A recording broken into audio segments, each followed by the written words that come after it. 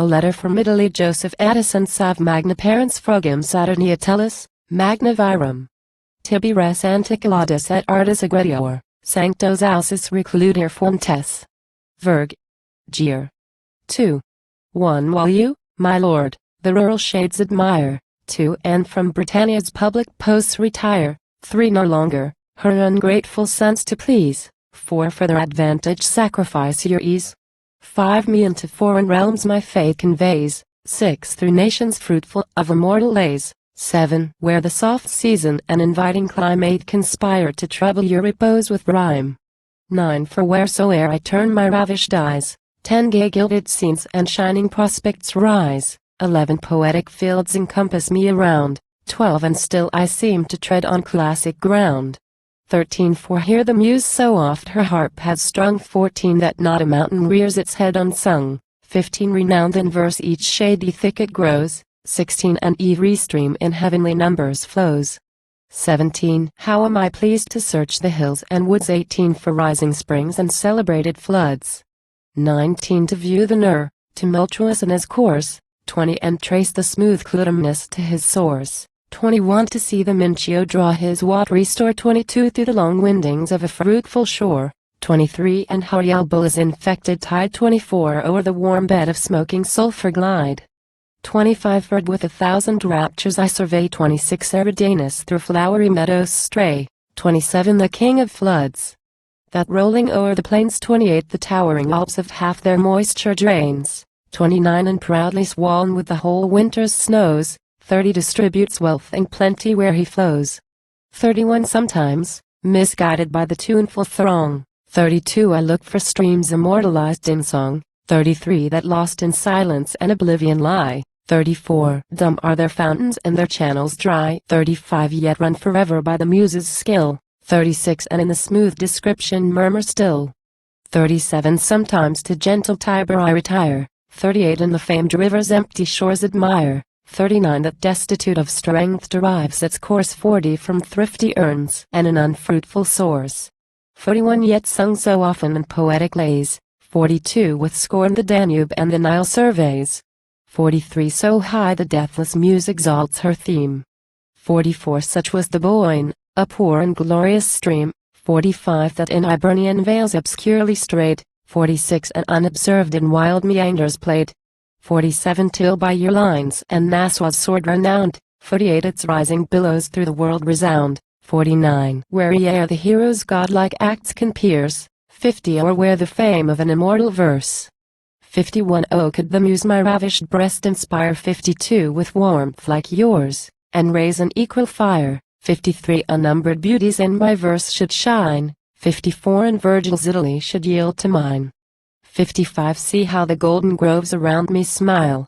56. That shun the coast of Britain's stormy isle, 57. Or when transplanted and preserved with care, 58. Curse the cold clime, and starve in northern air, 59. Here kindly warmth their mounting juice ferments, 60. To nobler tastes, and more exalted sense, 61. Even the rough rocks with tender myrtle bloom, 62. And trodden weeds send out a rich perfume, 63. Bear me, some god, to Bia's gentle seats, 64. Or cover me in Umbria's green retreats, 65. Where western gales eternally reside, 66. And all the seasons lavish all their pride, 67. Blossoms, and fruits, and flowers together rise, 68. And the whole year in gay confusion lies, 69. Immortal glories in my mind revive, 70. And in my soul 1,000 passions strive, 71. When Rome's exalted beauties I descry, 72. Magnificent empires of ruin lie,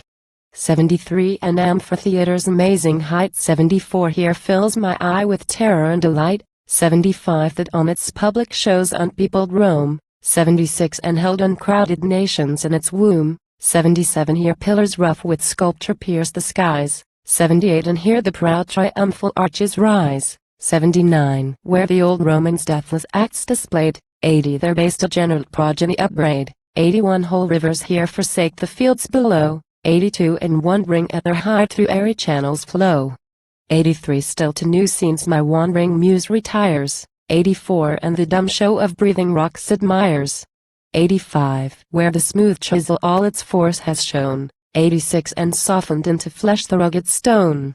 87 in solemn silence, a majestic band, 88 heroes, and gods, the Roman consuls stand, 89 stern tyrants, whom their cruelties renown, 90 and emperors and Parian marble frown. 91 while the bright dames, to whom they humbly suit, 92 still show the charms that their proud hearts subdued.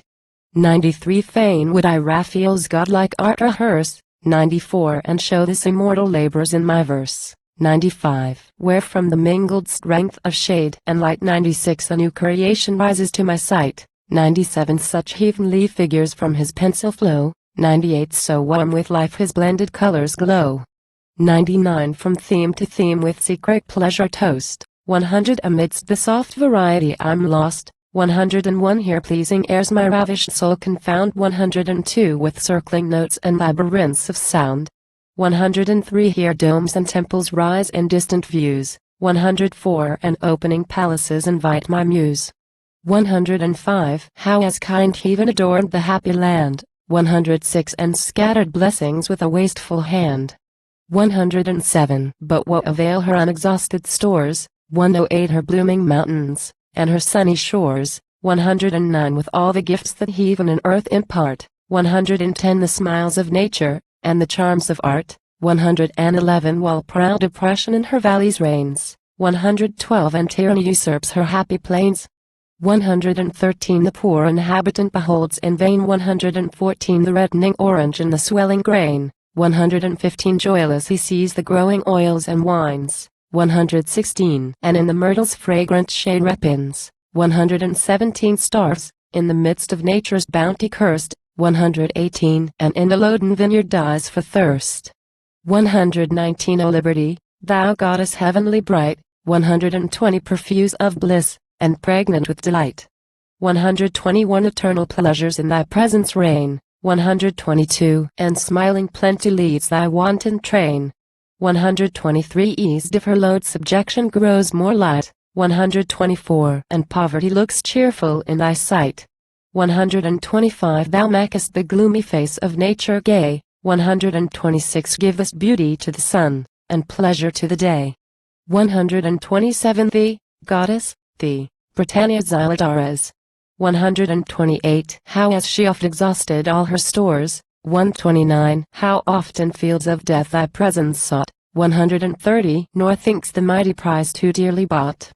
131 on foreign mountains may the sun refine. 132 the grape's soft juice, and mellow it to wine. 133 with citron groves adorn a distant soil. 134 and the fat olives well with floods of oil. 135 we envy not the warmer clime, that lies. 136 and 10 degrees of more indulgent skies. 137 nor at the coarseness of our heaven we pine. 138 though o'er our heads the frozen Pleiades shine. 139 'tis liberty that crowns Britannia's isle. 140 and makes her barren rocks and her bleak mountains smile.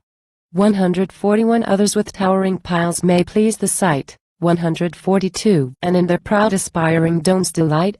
143 an icer touch to the stretched canvas give. 144 or teach their animated rocks to live. 145 'tis Britain's care to watch o'er Europe's fate. 146 and hold in balance each contending state. 147 to threaten bold presumptuous kings with war. 148 and answer her afflicted neighbors' praise single quotar.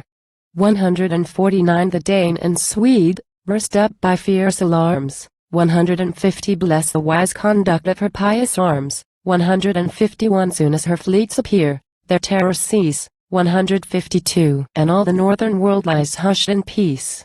153 this ambitious skull beholds with secret dread. 154 her thunder aimed at his aspiring head. 155 and fain her godlike sons would descend at. 156 by foreign gold, or by domestic spite. 157 but strives in vain to conquer or divide. 158 whom Nassau's arms defend and counsels guide. 159 furred with the name, which I so oft have found. 160 the distant climes and different tongues resound. 161 I bridle in my struggling muse with pain. 162 that longs to launch into a bolder strain. 163 but I've already troubled you too long. 164 nor dare attempt a more adventurous song. 165 my humble verse demands a softer theme. 166 a painted meadow, or a purling stream. 167 unfit for heroes, whom immortal lays. 168 and lines like Virgil's, or like yours, should praise.